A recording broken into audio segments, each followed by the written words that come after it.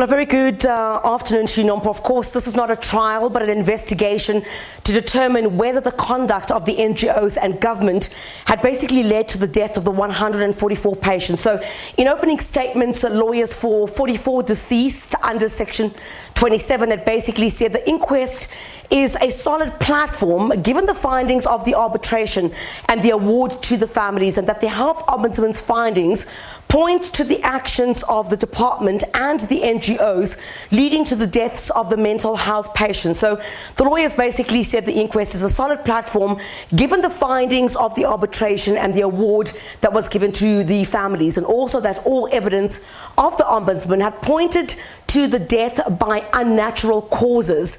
The second finding, of course, was that there were warnings of this and that was not heeded, and that the NGOs were incapable of taking care of those mental health patients, and the officials had known about this. So that the former mental health director, Dr. Magabo Manamela, you know, who was also under fire, refused to stop the transfer.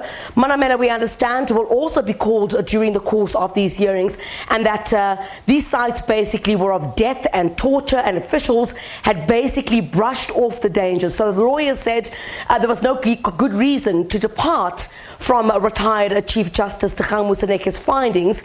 Evidence is that the NGOs and the government had basically legally caused the deaths, and that the untimely inquest must make the findings that in relation to persons who are responsible, they must find against those. But in the opening statements of the lawyers for the former Gauteng Health MEC, Dani Mahlangu, that basically said she was acting on medical advice, and it was Gauteng Premier David Makura's decision to implement this process, and she was not personally responsible for the cause of deaths. Cassandra Chambers Nompu is the first witness who is still on the stand at the moment. She's the operations director at the South African Depression and Anxiety Group, SADC. SADC says it had received concerns from families about their loved ones. She had met with Dr. Manamela, and SADC was assured that everything would be fine. She said in her statement there was no list of identified NGOs for transfer.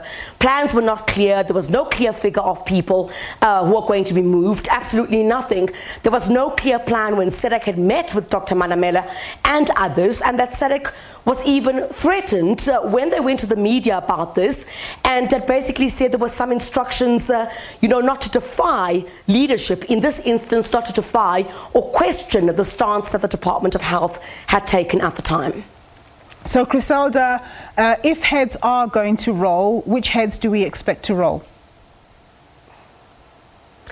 Very difficult to say at this particular point, Nompu. That will be the court's decision. However, the names that we've seen come out in the arbitration process and other areas, your Dr. Bani Solobano, the former Gauteng Health MEC, as well as the then head of mental health within the Gauteng Health Department, clearly points to them having been the ones to have made the decisions, the right decisions, about where the mental health patients would go after the Life Esidimeni contract had basically, been terminated. So in this instance, we're expecting the same names that came up in the arbitration and, during the process with the retired Deputy Chief Justice Dehydration Moseneke. We're also expecting those names to come up again. Of course, we know it can't bring back the lives of their loved ones, but do we know if indeed the fine that the Gauteng government was ordered to pay to the families was indeed paid over? Well, Nompu, the families had been paid the amounts, the 1 million you recall, as well as 200,000 rand for their grief. That money was paid off.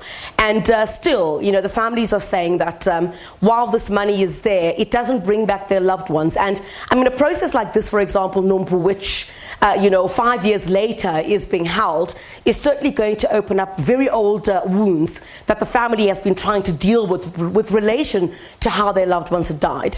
Indeed. Criselda, thank you very much for that update. My colleague there, Criselda Lewis, just giving us an update on the Life Esidimeni situation.